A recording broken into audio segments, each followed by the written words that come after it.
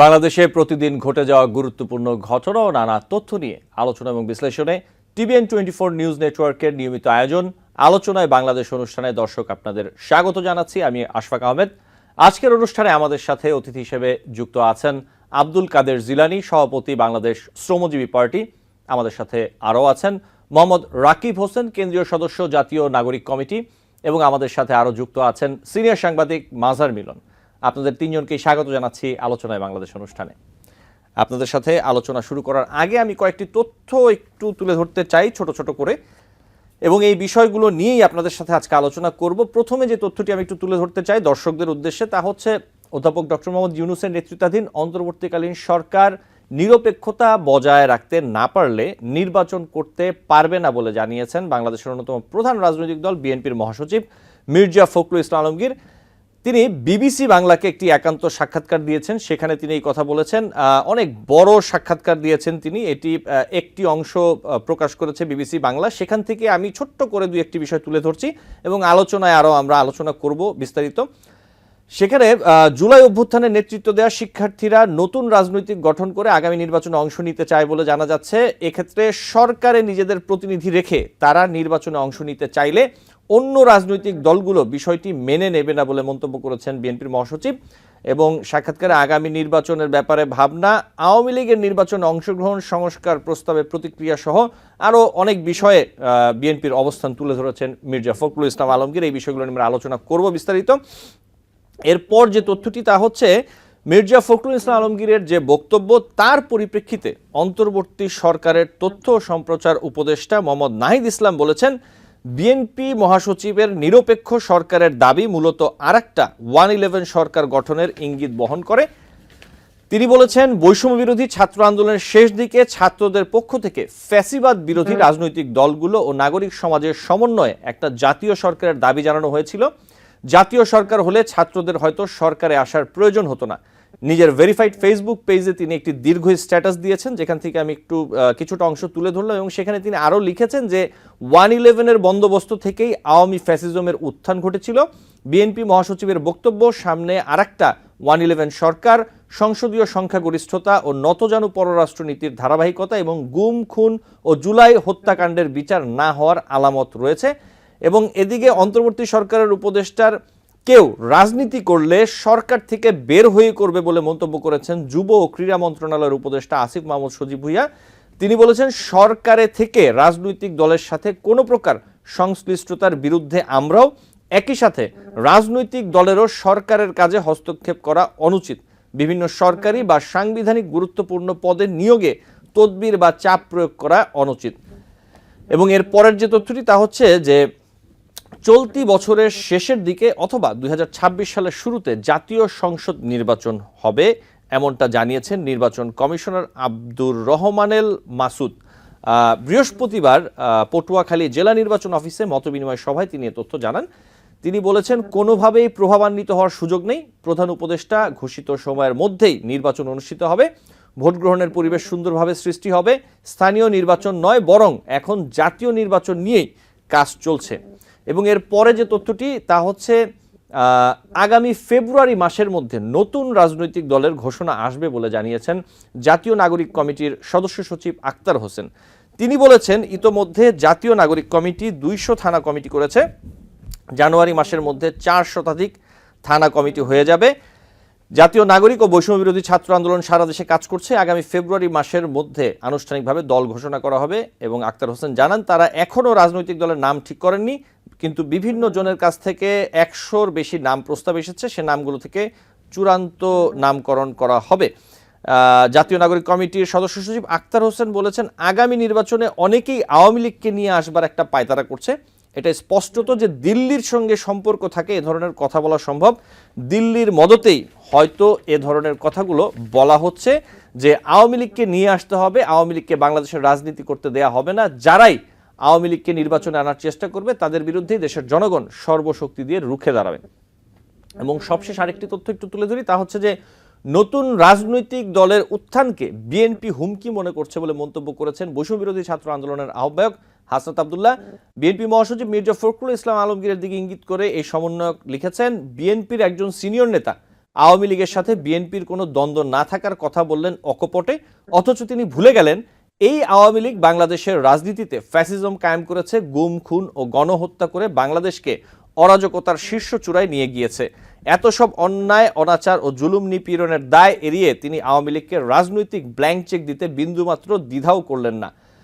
এবং একটি জাতীয় দৈনিকের বরাত দিয়ে তিনি লিখেছেন যে ছাত্র জনতার সম্মিলনে নতুন একটি রাজনৈতিক দল গঠনের উদ্যোগ বানচাল করতে বিএনপি ও আওয়ামী লীগের শীর্ষ নেতৃবৃন্দর মাঝে উদ্বেগ ও শঙ্কা আদান প্রদান হয়েছে। অর্থাৎ বিএনপি বাংলাদেশের রাজনীতিতে পুনরায় আওয়ামী লীগের অবাধ অনুপ্রবেশ করতে দিলেও ছাত্র জনতার সম্মিলনে নতুন একটি রাজনৈতিক দলের উত্থান দেখতে চায় না। এই ছিল কিছু তথ্য, এগুলো নিয়ে আমরা আজকে আলোচনা করব। মূলত আমি একটু শুরুতে আসি মোহাম্মদ রাকিব হোসেন, আপনার কাছেই। এই যে নতুন রাজনৈতিক দল, আপনি জাতীয় নাগরিক কমিটির সাথে যুক্ত আছেন, আপনার কাছে যেই বিষয়টি আমি প্রথমে আসতে চাই, এই যে বলা হচ্ছে যে ফেব্রুয়ারির মধ্যেই নতুন রাজনৈতিক দল আসছে, এই বিষয়টি সম্পর্কে যদি খুব ছোট করে একটু বলতেন যে আপনাদের পরিকল্পনা কি, কবে নাগাদ নতুন রাজনৈতিক দলের ঘোষণা আপনারা দেবেন, অথবা কি প্রক্রিয়ার মধ্যে আপনারা আছেন, যদি সংক্ষেপে বলেন রাকিব হোসেন। আসসালামু আলাইকুম। ধন্যবাদ আশরাফ ভাই এবং অতিথিবৃন্দকে যারা আমাদের সাথে উপস্থিত আছেন। আগামী ফেব্রুয়ারির মধ্যে আমরা রাজনৈতিক দল নিয়ে আসছি, এটা মোটামুটি নিশ্চিত থাকতে পারেন। আর এটির প্রক্রিয়া হবে আসলে ছাত্র জনতার অভ্যুত্থানে যাদেরই অংশীদারিত্ব ছিল, ফ্যাসিবাদের বিরুদ্ধে যারা যারাই কাজ করেছে, সাধারণ ছাত্র এবং জনতাদের নিয়ে যে জাতীয় নাগরিক কমিটি এবং বৈষম্য বিরোধী ছাত্র আন্দোলনের যে উন্মুক্ত একটি প্ল্যাটফর্ম করা হয়েছে ফ্যাসিস্ট বিরোধী, এই সকলকে নিয়ে আগামী ফেব্রুয়ারির মধ্যে আমাদের রাজনৈতিক দল ঘোষণা করা হবে। আর ইতিমধ্যে আপনি জানেন আমাদের সদস্য সচিব আক্তার হোসেন জানিয়েছে যে আমাদের 200 কমিটি আছে, থানা কমিটি হয়েছে। এই মাসের মধ্যে আমাদের 400 কমিটি হবে।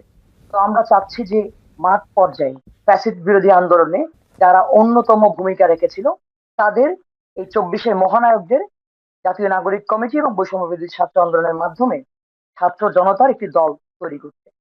মানুষ যখন আন্দোলনে নেমেছিল তাদের কিন্তু প্রত্যাশা ছিল যে তারা বিকল্প চায়, সেই বিকল্পটি আমরা আনতে চাচ্ছি।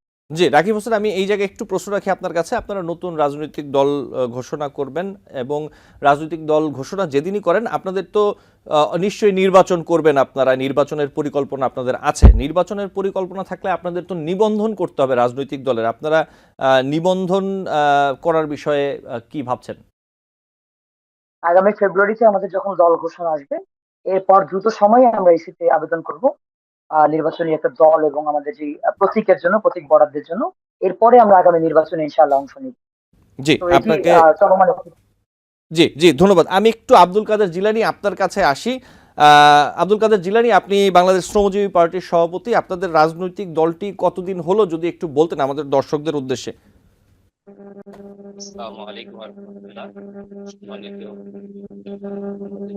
আব্দুল কাদের জিলানী, যদি একটু জোরে কথা বলেন তাহলে দর্শকরা একটু ভালো মতো শুনতে পারবেন। আসসালামু আলাইকুম রাহমাতুল্লাহ।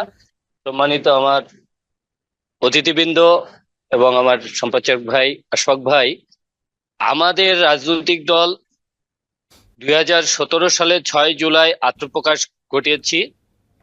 আমাদের রাজনৈতিক দলের ইতিপূর্বে যে কর্মকাণ্ডগুলো হয়েছে সেই কর্মকাণ্ডের উপরে 2022 সালে 30 অক্টোবর নিবন্ধনের জন্য ইসি কর্তৃক আবেদন করা হয়েছে, যে প্রজ্ঞাপন জারি করা হয়েছিল নিবন্ধনের জন্য। সেখানে আমরা পার্টিসিপেট করেছিলাম। এমন একটি পর্যায়ে গিয়েছে, সেই পর্যায় থেকে আমরা নিবন্ধনের আশা করেছিলাম, কিন্তু কতিপয় দুষ্কৃতিকারী গিভ অ্যান্ড টেকের মাধ্যমে দুটো রাজনৈতিক দলকে জাতীয় নির্বাচনের আগে নিবন্ধন দিয়েছে। এরপরে নির্বাচনের পরে আরো 4টি রাজনৈতিক দলকে নিবন্ধন দিয়েছে। আমাদের বাংলাদেশ শ্রমজীবী পার্টি নিবন্ধনের প্রক্রিয়াধীন আমরা আছি।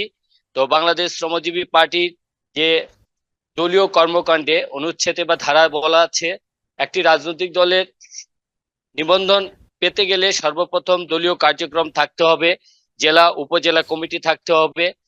সব শর্ত মোতাবেক আমি দিয়েছিলাম। প্রথম যাচাই বাছাইয়ে আমরা উত্তীর্ণ হয়েছি।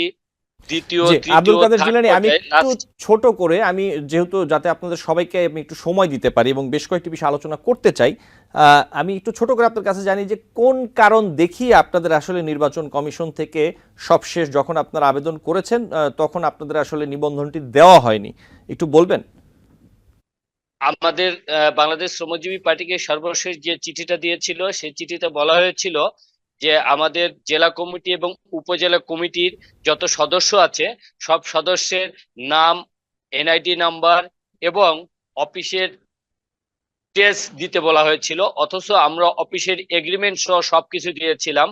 আসলে ওনারা নিবন্ধন দিবেন না, নতুন রাজনৈতিক দলকে দিবেন না, এই একটা অজুহাতে আমাদেরকে নিবন্ধন দেওয়া হয়নি। জি আসলে যে শর্তগুলো দিয়েছিল সেই শর্তগুলো আমরা সব পার্টিসিপেট করেছি এবং পারফেক্ট দিয়েছি।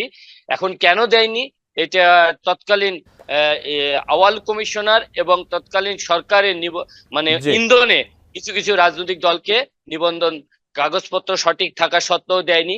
আমি একটি পর্যায়ে আইনের আশ্রয় নিয়েছিলাম, তখন দেখলাম আইনের আশ্রয় নিয়ে লাভ কি? বিগত সরকারের আমলে আইনের আশ্রয় নেওয়া মানে বোকামো করা ছাড়া আর কিছুই ছিল না। এজন্য আমি আইনের আশ্রয় নিইনি। এবার চেষ্টা করছি আমি যাতে নিবন্ধনটা পেয়ে যাই। জি আব্দুল কাদের জিলানী, আপনাকে ধন্যবাদ। আমি একটু রাকিব হোসেন আপনার কাছে আসি। আমি যে জন্য একটু আব্দুল কাদের জিলানীর কাছ থেকে বিষয়টা জানলাম সেটি হচ্ছে যে ওনারা 2017 সাল থেকে যেটা বললেন যে ওনারা রাজনৈতিক কার্যক্রম পরিচালনা করছেন এবং নিবন্ধনের চেষ্টা করে আসছেন, গত নির্বাচনের সময়ও চেষ্টা করেছেন, সবকিছুই ঠিক আছে। আপনারা ফেব্রুয়ারিতে রাজনৈতিক দল ঘোষণা করবেন, ইসি থেকে যেটি বলা হয়েছে আজও যে হয়তোবা ডিসেম্বর জানুয়ারি নাগাদ এই বছরের শেষ অথবা পরবর্তী বছরের শুরু নাগাদ একটি জাতীয় নির্বাচন হতে পারে। সেই জায়গায় আপনারা কি কনফিডেন্ট মনে করছেন যে আপনারা ফেব্রুয়ারিতে একটি দল ঘোষণা করে এর মধ্যেই আপনারা নিবন্ধনও পেয়ে যাবেন এবং আপনারা নির্বাচনে অংশগ্রহণ করার জন্য সব রকম প্রস্তুতি আপনাদের আছে, আপনারা মনে করছেন রাকিব হোসেন? ধন্যবাদ আপনাকে। দেখুন, 24-এর অভ্যুত্থান যখন হয়েছিল তখন মানুষ একটা নতুন আকাঙ্ক্ষা নিয়ে এসেছিল যে বাংলাদেশে নতুন একটা রাজনৈতিক বন্দোবস্ত দেখতে চায় এবং বাংলাদেশের রাজনৈতিক একটা ধারার পথ পরিবর্তন আসুক। ঠিক সেই লক্ষ্য নিয়ে আমরা যখন এগোচ্ছি, আমাদের 200-র উপরে কমিটি আপনি জানেন অলরেডি হয়ে গেছে। তো আমরা চাচ্ছি যে এই মাসের মধ্যে 400 কমিটি ফিল আপ করবো এবং এই যে যতগুলো প্রসেস আছে নির্বাচন কমিশনের রাজনৈতিক দল পাওয়ার জন্য, জিলানী ভাই আসলে কতটুকু ফিল আপ করতে পেরেছিল আমরা জানি না। আমরা চাচ্ছি যে 100 আহ, তাদের যে রিকোয়ারমেন্ট আছে তা ফিল আপ করবো। এরপরে আমরা রাজনৈতিক দলের জন্য আবেদন করবো, যাতে কোনো ফাঁক ফোকর বের করতে না পারে অথবা অন্য কোনো দল বাধা দিতে না পারে। আর বিগত সরকারের আমলে যে ফ্যাসিস্ট রেজিম ছিল বা তারা বাধা দিত রাজনৈতিক দলকে নিবন্ধন দিতে, আশা করি এই ধরনের ফ্যাসিস্ট এখন যেহেতু সরকারে নেই, তো আমাদের ওই ধরনের কোনো সমস্যা হওয়ার কথা না। জি বাকিটা আমরা পর্যায়ক্রমে জানতে পারবো যে কি হয়। জি আপনাকে ধন্যবাদ। আমি একটু মাজার মিলন আপনার কাছে আসি, যে বিষয়গুলো নিয়ে আলোচনা করছিলাম। আমরা যেটা দেখলাম, আমি অনুষ্ঠানের শুরুতে কিছু তথ্য দিচ্ছিলাম, আপনি নিশ্চয়ই খেয়াল করেছেন মাজার মিলন। সেখানে একটি বিষয় ছিল যে নতুন রাজনৈতিক দলের উত্থানকে বিএনপি হুমকি মনে করছে বলে মন্তব্য করেছেন বৈষম্যবিরোধী ছাত্র আন্দোলনের আহ্বায়ক হাসনাত আব্দুল্লাহ। আপনি বিষয়টি কিভাবে দেখছেন সাংবাদিক হিসেবে, মাজার মিলন? দেখুন, এখনকার যে সরকার সেটা আসলে কি বলে, বৈষম্য বিরোধী ছাত্র আন্দোলনের যারা নেতৃবৃন্দ আছেন কিংবা এই আন্দোলনের সাথে সম্পৃক্ত ছিলেন তাদের আহ, যে কণ্ঠস্বর সেখানে আসলে এই সরকারে বেশি উচ্চারিত হবে, এটা স্বাভাবিক একটি প্রক্রিয়া। এবং সরকারের থেকে আসলে যদিও তারা আসলে নাহিদ এবং আসিফ ক্লিয়ার করে বলেছে, যে আসিফ অন্তত ক্লিয়ার করে বলেছে যে রাজনীতি করলে সরকারের বাইরে গিয়ে করবে, কিন্তু বৈষম্য বিরোধী ছাত্র আন্দোলনে যারা যুক্ত ছিলেন তারা কিন্তু বিভিন্নভাবেই আসলে সরকারের সঙ্গে যুক্ত। শুধুমাত্র দুজন উপদেষ্টা আমরা দেখছি, এটি আসলে সামনের চিত্র। আমার কাছে যতটুকু মনে হয়েছে, প্রতিদিন সচিবালয়ে বৈষম্য বিরোধী ছাত্র আন্দোলনের বেশ কিছু নেতাকে আমরা দেখি এবং তারা সরকারের বিভিন্ন মন্ত্রণালয়ের কাজকর্মে নানান ধরনের আমি ঠিক প্রভাব বলবো না কিংবা কুপ্রভাব বলবো না, সেখানে তারা খোঁজ খবর করেন এবং কি করেন সেটি আমি আসলে জানি না। এটি দীর্ঘ সময় দেখা গেছে, এটি নিশ্চয়ই কেউ অস্বীকার করবে না। আহ যেটি বলা হচ্ছে যে আম, হাসনাত যেমন বলেছে যে হচ্ছে বা নতুন দলকে বিএনপি হুমকি মনে করছে, হুমকি মনে করারই কথা। বিএনপি আসলে এতদিন মনে করেছিল যে যেহেতু আওয়ামী লীগ নেই, জামায়াত যেহেতু এখনো রাজনৈতিক দল হিসেবে তাদের যে শক্তির জায়গাটি এতদিন ধরে সেটি অনেকখানি আন্ডারগ্রাউন্ডেড ছিল, সবকিছু মিলিয়ে বিএনপির জন্য ক্ষমতায় যাওয়ার রাস্তাটা অনেকখানি পরিষ্কার হয়ে গেছে। এটি আসলে বিএনপি আশা করেছিল এবং নির্বাচন হবে, নির্বাচন হলেই বিএনপি ক্ষমতায় আসবে, এটি তারা এক্সপেক্ট করেছিল। কিন্তু যখন নাগরিক কমিটি কিংবা বৈষম্য বিরোধী ছাত্র আন্দোলনের নেতারা নতুন নির্বাচন বা রাজনৈতিক দলের কথা বলছেন এবং তারা এখন আসলে পট পরিবর্তনের পরে তারা শক্তিতে অনেকখানি এগিয়ে আছেন, আহ, সেটি আপনারা জানি না। বিএনপি রাজনৈতিক দল হিসেবে ইতিমধ্যে প্রতিষ্ঠিত। আর নাগরিক কমিটির যারা আছেন কিংবা বৈষম্য বিরোধী ছাত্র আন্দোলনের সাথে সম্পৃক্ত সংশ্লিষ্ট যারা আছেন তারা নতুন দল গড়বেন। তাদের শক্তিটা এখন পর্যন্ত পরিমাপযোগ্য না হলেও নতুন দল এবং পরিবর্তিত মানে পট পরিবর্তনের পরে নতুন যে শক্তির যে আধার, সেটি তো একটি ব্যাপার রয়েছে এবং বিএনপি নিশ্চয়ই উদ্বিগ্ন হতেও পারে। কিন্তু আমি একটা জিনিস আসলে বুঝে উঠতে পারছিলাম না যে কিছুদিন আগে আমরা আম, আহ, বৈষম্য বিরোধী ছাত্র আন্দোলনের এক নেতাকে, সার্জিসকে বলতে শুনেছিলাম যে বৈষম্য বিরোধী ছাত্র আন্দোলন কিংবা নাগরিক কমিটি কোনোদিন রাজনীতি করবে না। হঠাৎ করে আসলে এই, এবং আমি আমি যখন উপস্থিত ছিলাম যখন এই কথাটি সার্জিস বলেছিল, এবং যেহেতু বৈষম্য বিরোধী ছাত্র আন্দোলনের অন্যতম নেতা সে, অন্যতম সংগঠক সে, জুলাই স্মৃতি জুলাই শহীদ স্মৃতি ফাউন্ডেশনের সাধারণ সম্পাদক হিসেবে তিনি তখন কাজ করছিলেন। বেশ বড় এবং বিভিন্ন জায়গায় অনেক বড় বড় বক্তৃতা তাকে আমরা দিতে শুনেছি। কিছু নিয়ে সমালোচনার জন্ম দিয়েছে, কিছু প্রশংসিত হয়েছে। তিনি যখন বলেছিলেন যে নাগরিক কমিটি কিংবা বৈষম্য বিরোধী ছাত্র আন্দোলন কখনোই রাজনীতিতে আসবে না, এই বক্তব্যের পরে হঠাৎ করে গত কয়েকদিন ধরে যে নতুন কথা আমরা শুনতে পাচ্ছি যে তারা আসলে রাজনৈতিক দল ঘোষণা দেবেন। এই আমি জানি না যে আসলে সার্জিস তার যে অন্যান্য সহকর্মী কিংবা সহ সংগঠকদের সাথে আলোচনা করে এই মন্তব্যগুলো করেছিলেন কিনা, কিংবা তাদের অবস্থান পরিবর্তন হয়েছে কিনা আগের অবস্থান থেকে, সেটি আসলে এখনো ধোঁয়াশার ভিতরে আমরা দেখতে পাচ্ছি। জাতীয় নাগরিক কমিটির বিভিন্ন জেলা উপজেলায় কমিটির কথা আমরা শুনেছিলাম, সেগুলোর কি উদ্দেশ্য ছিল সে সময় আমরা শুনতে পারিনি, কারণ এই বিষয়টি তখনও পরিষ্কার হয়নি। এখন এসে পরিষ্কার হচ্ছে যে আসলে তারা রাজনীতি করতে চায় এবং রাজনৈতিক দল গঠন করতে চায়। দেখুন, বাংলাদেশের প্রেক্ষাপটে, বাংলাদেশে স্বাধীন দেশে এবং সংবিধান অনুযায়ী কিংবা আমরা নতুন প্রেক্ষাপট অনুযায়ী যদি দেখি, যে কেউ রাজনীতিতে আসতে পারে গণমানুষের পক্ষে, গণমানুষের হয়ে কথা বলার জন্য, গণমানুষকে আরো বেশি কি বলে বাংলাদেশ রাষ্ট্রকে এগিয়ে নেওয়ার জন্য কেউ যদি রাজনীতি করতে চায় তাহলে আমরা তাদেরকে ওয়েলকাম জানাতে চাই। কিন্তু আহ, এই অবস্থানগুলো আসলে আমরা ক্লিয়ার করতে পারছি না। এবং আহ, এমন একটি সময় নির্বাচনের কথা বলা হচ্ছে, বিএনপি কিংবা অন্যান্য দলগুলোর যত দ্রুত সম্ভব নির্বাচন চাচ্ছিল, কারণ তাদের ক্ষমতায় যাওয়ার তর সইছিল না। এবং সরকার যতটা সম্ভব দেরি করে নির্বাচন দিতে চাইছে। তারা অবশ্য বলছিল যে সংস্কার করার কথা, কিন্তু আহ জাতীয় নাগরিক কমিটির যে নতুন ঘোষণা তারা রাজনৈতিক দল করতে যাচ্ছে ফেব্রুয়ারির মধ্যে, এবং এই নির্বাচনের জন্য যে সংশ্লিষ্ট সময়টুকু দরকার সেই সময়ের মধ্যে এই নাগরিক কমিটিকে গুছিয়ে ওঠার কোনো সময় করে দিতে চাইছে কিনা, সেটিও আসলে সেটি নিয়ে সন্দেহ করছে বিএনপির নেতারা। আমার অন্তত এরকম মনে হচ্ছে। জি। সো বিষয়গুলো আসলে একটুখানি বিএনপির জন্য চ্যালেঞ্জের তো বটেই। আর জাতীয় নাগরিক কমিটি আসলে কি করতে চাইছে তাদের, আমি আসলে তাদেরকে ঠিক কি বলবো, উম, তাদের কথার কোনো জি। চ্যালেঞ্জ করতে চাইছি না, কিন্তু একবার এক এক বক্তব্য, সার্জিসকে আমরা অন্যতম সংগঠক মনে করতাম বৈষম্য বিরোধী ছাত্র আন্দোলন কিংবা জাতীয় নাগরিক কমিটির নেতৃবৃন্দের সঙ্গে তিনি নিশ্চয়ই আলোচনা করেই তখনকার সেই বক্তব্য রেখেছিলেন। এখন আসলে নতুন করে এই বক্তব্যটি আসলে আম, গত কয়েকদিন ধরে যেটি চর্চিত হচ্ছে সেটির কারণটা আমি জানি না। নিশ্চয়ই সার্জিস কারোর সাথে আলোচনা না করে বলে থাকতে পারেন, অথবা নতুন কোনো জি, মাজার ভাবনা মিলন, আসতে পারে আপনার তাদের মধ্যে। কথার সূত্র ধরেই আমি কিছু প্রশ্ন একটু রাকিব হোসেনকে করতে চাই। আপনি যেমনটি বলছিলেন, আপনি যেমনটি বিষয়টি নিয়ে একটু ধোঁয়াশায় আছেন অথবা আপনি একরকম মনে করছেন, অনেকেই কিন্তু আসলে জাতীয় নাগরিক কমিটি অথবা বেশ কিছু বিষয় নিয়ে আসলে একটি কনফিউশনের মধ্যে আছে। আমি একটু রাকিব হোসেন আপনার কাছে আসতে চাই যে বিষয়টি নিয়ে, যে অনেকেই আসলে মনে করছেন, অনেকেই বলছেন যে আপনাদেরই একটি অংশ, বৈষম্য বিরোধী ছাত্র আন্দোলন হোক অথবা জাতীয় নাগরিক কমিটি হোক, যারা গত গণ আন্দোলনের সময় জড়িত ছিলেন, আপনাদেরই একটি অংশ সরকারে আছে। যেমন উপদেষ্টা নাহিদ আছেন, আসিফ আছেন, মাহফুজ আছেন। আরেকটি অংশ রাস্তায় প্রেসার গ্রুপ হিসেবে কাজ করছেন, যেমন হাসনাতরা আছেন। এবং আরেকটি অংশ, অন্য একটি অংশ, অর্থাৎ সেটি হচ্ছে জাতীয় নাগরিক কমিটি, যারা আপনারা আসলে রাজনৈতিক দল গঠন করছেন এইরকম অনেকে ধারণা করছেন। এই বিষয়টি একটু পরিষ্কার করবেন রাকিব হোসেন। আচ্ছা, রাকিব হোসেনের, জি রাকিব হোসেন। জাতীয় নাগরিক কমিটি এখন যে প্রেসার গ্রুপ হিসেবে কাজ করছে, এটি প্রথম থেকে বলা ছিল যে জাতীয় নাগরিক committee pressure Rakib group Hossain, হিসেবে কাজ আপনার করবে। আপনার ক্যামেরাটি, জি জি ঠিক আছে, এখন জি বলুন। জাতীয় নাগরিক কমিটি প্রথম থেকেই বলছিল যে প্রেসার গ্রুপ হিসেবে কাজ করবে। জাতীয় নাগরিক কমিটি সেভাবেই কাজ করে যাচ্ছে। জাতীয় নাগরিক কমিটি এবং বৈষম্য বিরোধী ছাত্র আন্দোলন এই দুইটা প্ল্যাটফর্ম কখনো রাজনৈতিক দল হবে না। আমাদের এই দুই প্যানেল থেকে মানে নাগরিক কমিটি এবং বৈষম্য বিরোধী ছাত্র আন্দোলন থেকে যারা রাজনীতি করতে ইচ্ছুক তারা একটি রাজনৈতিক দল যেখানে হবে সেখানে চলে যাবে। আর যে প্রেশার গ্রুপটি আছে সেটি তার জায়গায় থেকে যাবে। আমাদের অবস্থান এখানে স্পষ্ট।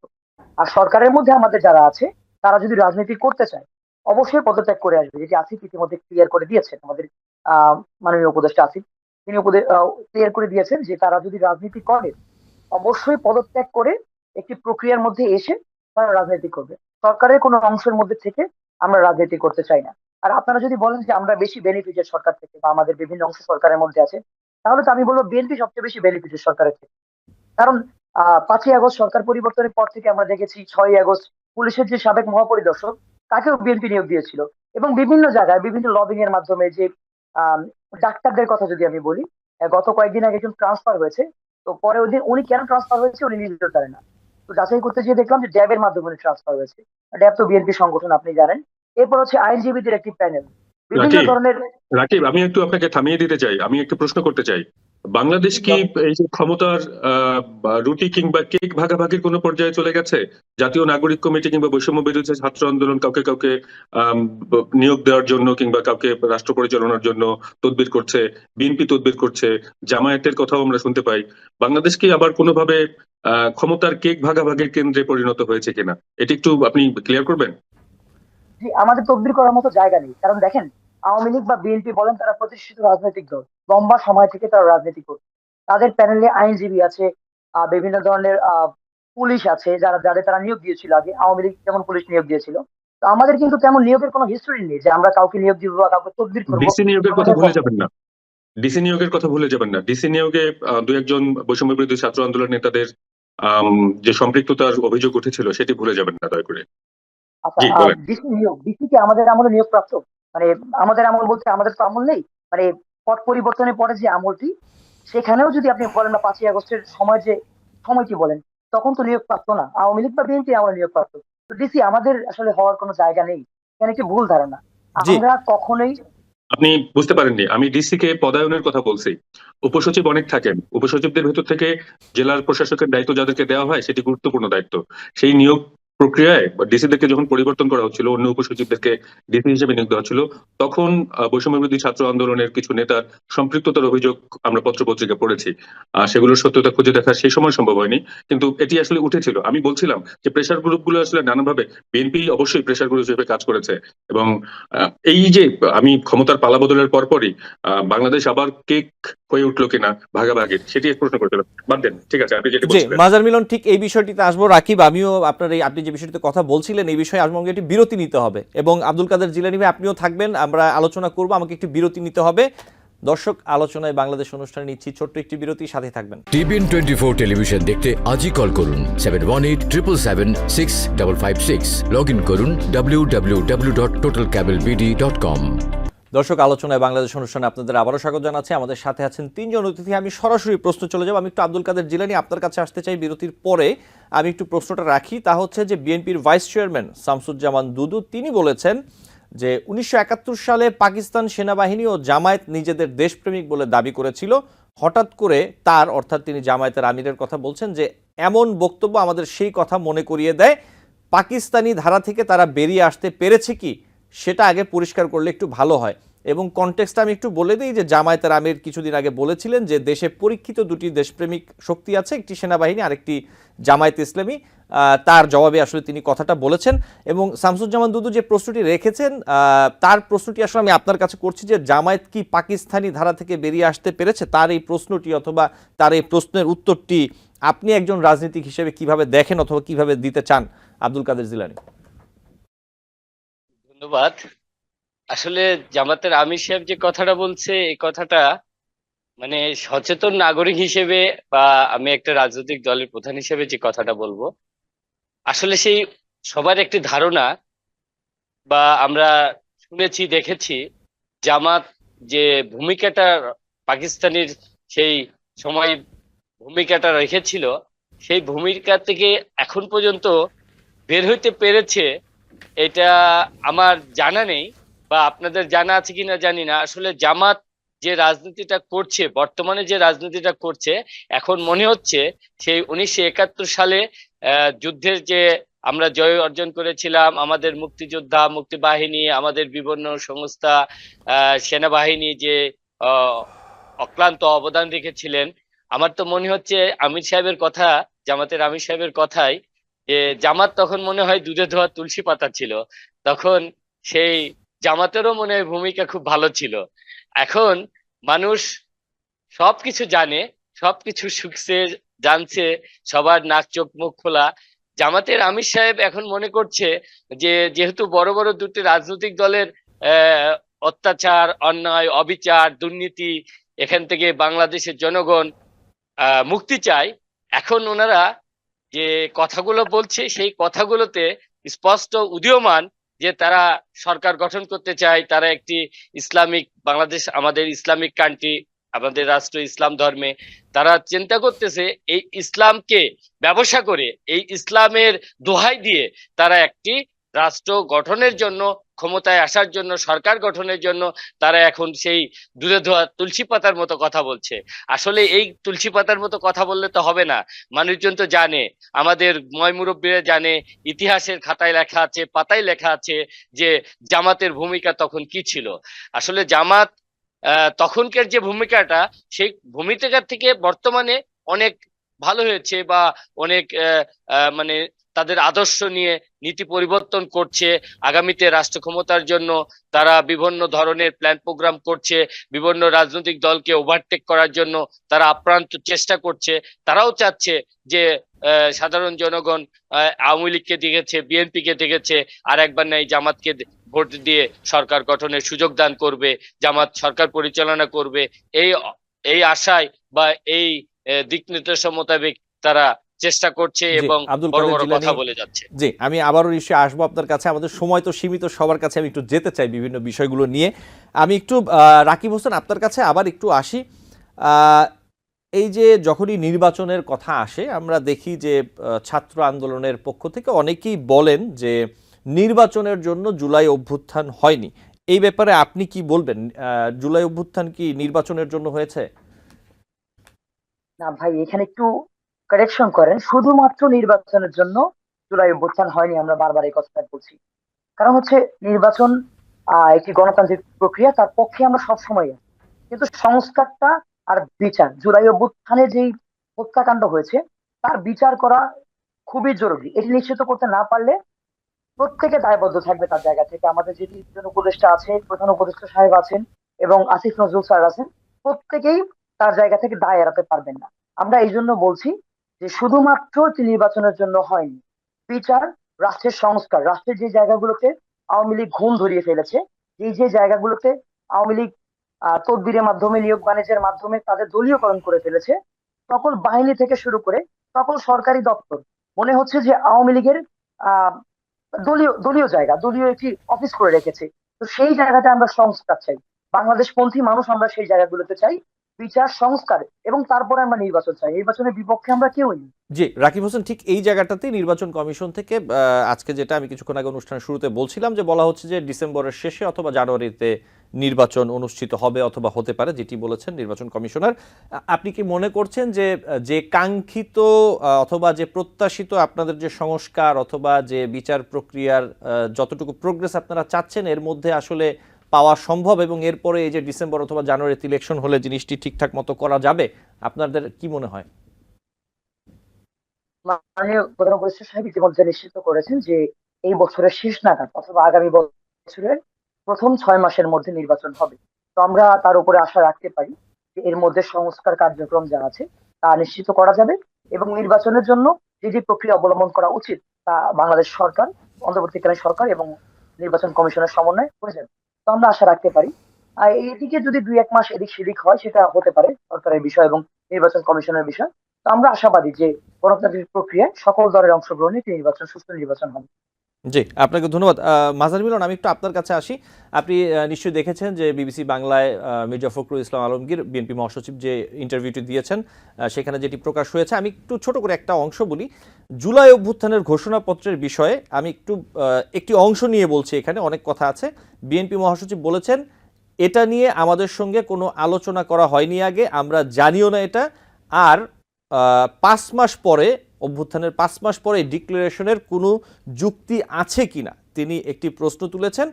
এবং এর সাথে আরেকটি বিষয় যেটা বিএনপি মহাসচিব বলেছেন যে তার কাছে, বিএনপি মহাসচিবের কাছে কেন জানি মনে হয়েছে যে একটা পক্ষ 71কে একটু পেছনে রাখতে চায় এই অভ্যুত্থানের ঘোষণাপত্রে। এবং প্রশ্ন করা হয়েছিল কারা, তিনি বলেছেন আছে কিছু, হয়তো তারা চেষ্টা করছেন, এটা আমার মনে হচ্ছে। আমি এক্স্যাক্টলি আপনাকে ঠিক বলবো না, বলতে পারবো না, কিন্তু আমার কাছে মনে হয় 71কে পেছনে ফেলার একটা চিন্তা ভাবনা কারো কারো মধ্যে থাকতে পারে। এবং পাল্টা প্রশ্ন করা হয়েছে এতে কি সুবিধা হবে 71কে যদি পেছনে ফেলা হয়। এবং বিএনপি মহাসচিব বলেছেন যে যাদের সুবিধা হবে সেটা আপনারা জানেন সবাই, আমি রিপিট করতে চাই না। মাজার মিলন, আপনি কি জানেন মির্জা ফখরুল ইসলাম আলমগীর আসলে কি বলতে চাচ্ছেন, অথবা আপনি এই বিষয়ে কি বলবেন?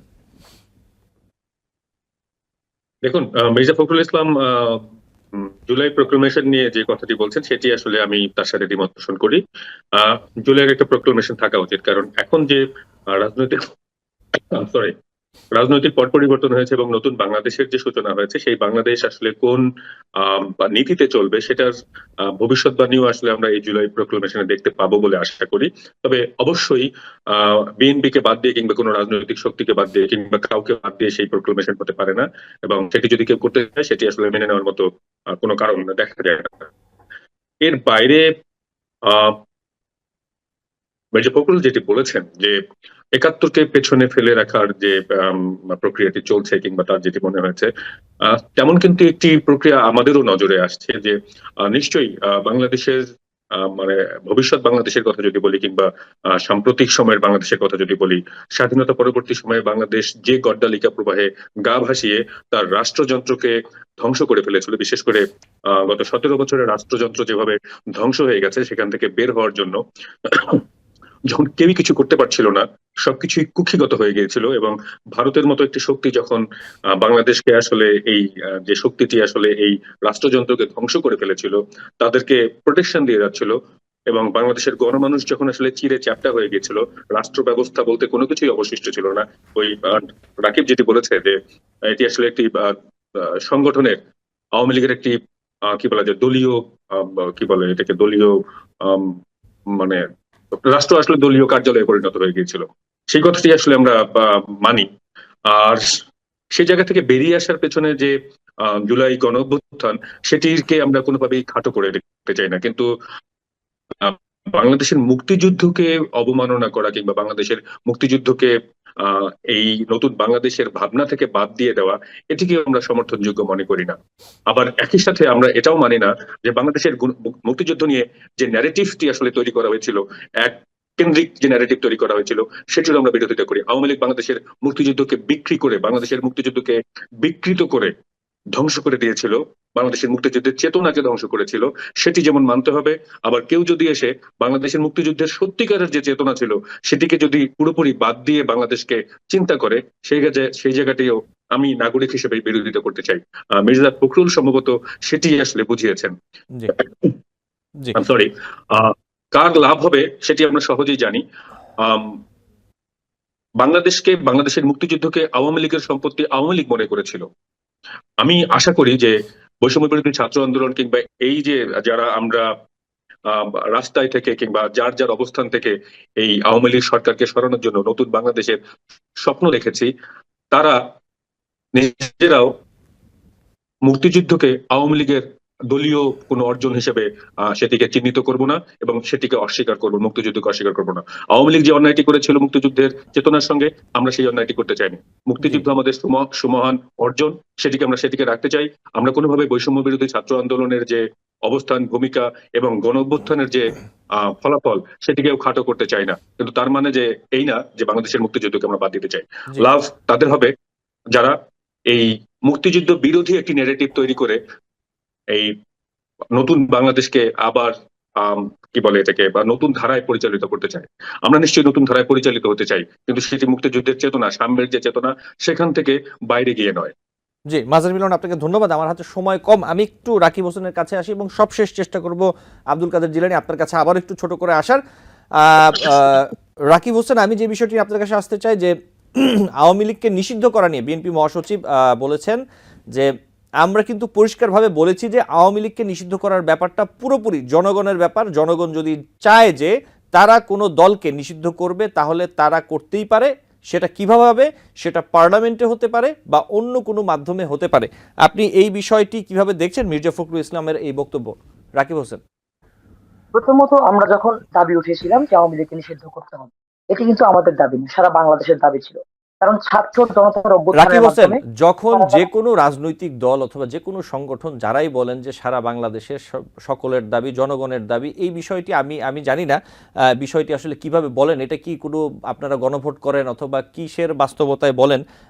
এটি বলতে পারেন যে বাংলাদেশে এটি বড় অংশের দাবি অথবা আপনাদের দাবি, বিষয়টা নিশ্চয়ই এরকমই হওয়া উচিত। আপনি কি মনে করেন? জি বলুন। আওয়ামী লীগ এভাবে কথা বলতো? জি, দেখেন, গণ অভ্যুত্থানের সময়টা যদি আপনি দেখেন, তখন বাংলাদেশের ছাত্র জনতা অভ্যুত্থানের মাধ্যমে দেখিয়ে দিয়েছে আওয়ামী লীগকে লাল কার্ড। তারা যে আওয়ামী লীগকে চায় না, বা আওয়ামী লীগ এই ফ্যাসিস্ট শক্তি বাংলাদেশে অব্যাহত রাখুক, সেটা যে তারা চায় না। বাংলাদেশের আপনি এটা মানেন তো যে মেজরিটির সংখ্যা ছিল আন্দোলনের মধ্যে, বাংলাদেশে আওয়ামী লীগ বিরুদ্ধে আন্দোলন করেছিল, মেজরিটি ছিল। জি এবং তারা বলুন, আওয়ামী আপনি লীগকে বলুন, আমি শুনতে পাচ্ছি। জি তারা আওয়ামী লীগকে চায়নি। এটি তো মানে যদি এটি মেনে থাকেন, তাহলে এটি স্বীকার করতে হবে যে ছাত্র জনতার যে অভ্যুত্থান, এই মেজরিটির অভ্যুত্থানে আওয়ামী লীগ যেখানে গুলি চালিয়েছে, সেখানে মানুষ আওয়ামী লীগকে অবশ্যই লাল কার্ড দেখিয়ে দিয়েছে। এবং মানুষ চায় না যে আওয়ামী লীগ রাজনীতি করুক। আপনি যদি মনে করেন যে এটি আমার কথা, তাহলে একটি কাজ করুন, আপনি আপনাদের চ্যানেল থেকে অথবা যে কোনো ভাবে একটি গণভোটের আয়োজন করুন। মেজরিটি যদি না চায় আওয়ামী লীগকে নিষিদ্ধ করা হবে না, তাহলে আমরা কখনো আর এই দাবি তুলবো না যে আওয়ামী লীগ নিষিদ্ধ করতে রাকিব হবে। হোসেন, কিন্তু এটি যদি আমাদের কারো দায়িত্ব না, এটি সরকারের দায়িত্ব। আমি যেটা বলতে চাচ্ছিলাম, যে আমরা বিভিন্ন সময় দেখি বিভিন্ন রাজনৈতিক দল, বিভিন্ন সংগঠন, তারা যখন কথা বলেন তারা আসলে সকল বাংলাদেশের সকল জনগণকে তাদের পক্ষে দাবি করেন। আমি সেই বিষয়টাই আপনাকে বলছিলাম। যে কোনো বিষয়টি আওয়ামী লীগ না, বিষয়টি ভ্যাটের বিষয় অথবা যে কোনো বিষয়ে বিএনপির পক্ষ থেকে অনেকে বলেন যে দেশের জনগণ আমাদের সাথে, আপনারা বলেন আপনাদের সাথে। আসলে ওই জায়গাটা থেকেই বলছিলাম যে বিষয়টি তো আসলে এইভাবে আসলে আমরা হয়তো আরেকটু ভেঙেও বলতে পারি।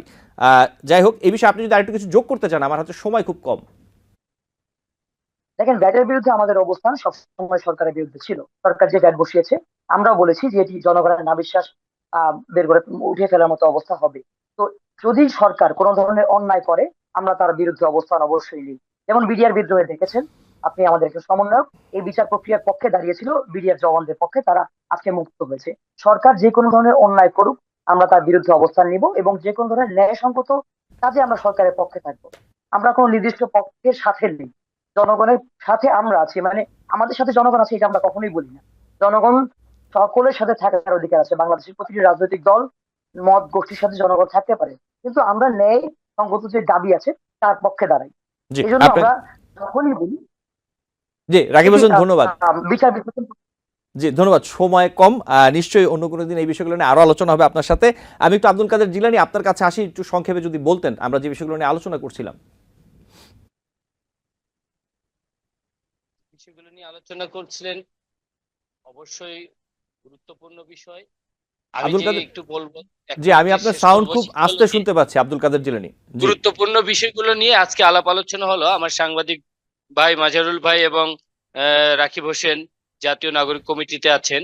তো আমি যেটা বলবো, জাতীয় নাগরিক কমিটির রাকিব হোসেন ভাইকে বলবো, সেটা হলো কি, যে জুলাই গণ অভ্যুত্থানের যে আমাদের ছাত্র জনতার যে বিজয়টা, এই বিজয়টাকে ধরে রাখার জন্য অবশ্যই আপনারা যে উদ্যোগ নিয়েছেন রাজনৈতিক দল গঠন করার বা আত্মপ্রকাশ করার ফেব্রুয়ারিতে, অবশ্যই এটি মাথায় রাখবেন যে কোনো মতেই যেন যারা রাজনীতিতে আসবেন, আপনাদের কমিটিতে আসবেন বা দেশ পরিচালনার জন্য একটি স্বপ্ন নিয়ে নতুন করে একটা রাজনৈতিক দলে আসবেন, কোনো মতেই যেন এখানে রাজনীতি বা জুলাই গণ অভ্যুত্থানে আমাদের মিছিল মিটিং এ ছিল না এমন কোনো লোক যেন অনুপ্রবেশ না করে এবং অন্যান্য দল থেকে যেন না আসে, এটা আমি একটা রাজনৈতিক দল হিসেবে বলবো।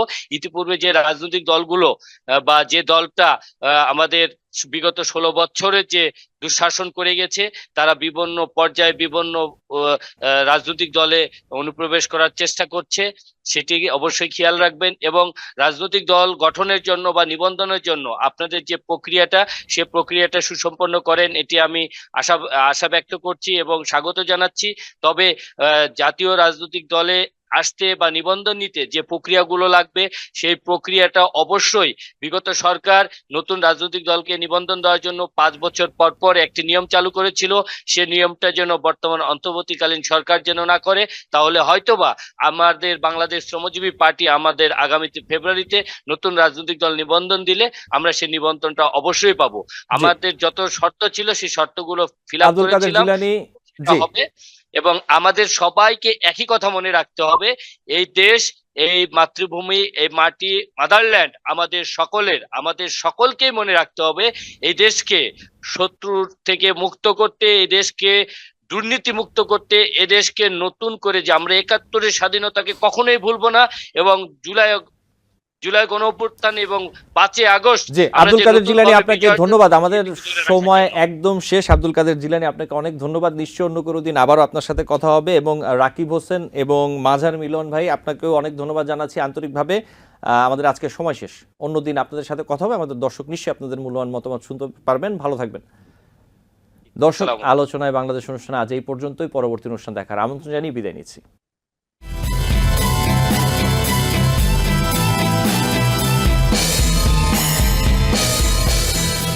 টিবিএন 24 টেলিভিশন দেখতে আজই কল করুন 7187776556। লগ ইন করুন www.totalcablebd.com। নিউ ইয়র্ক থেকে সম্প্রচারিত টিবিএন 24 টেলিভিশন বিশ্বজুড়ে বাঙালির কণ্ঠস্বর।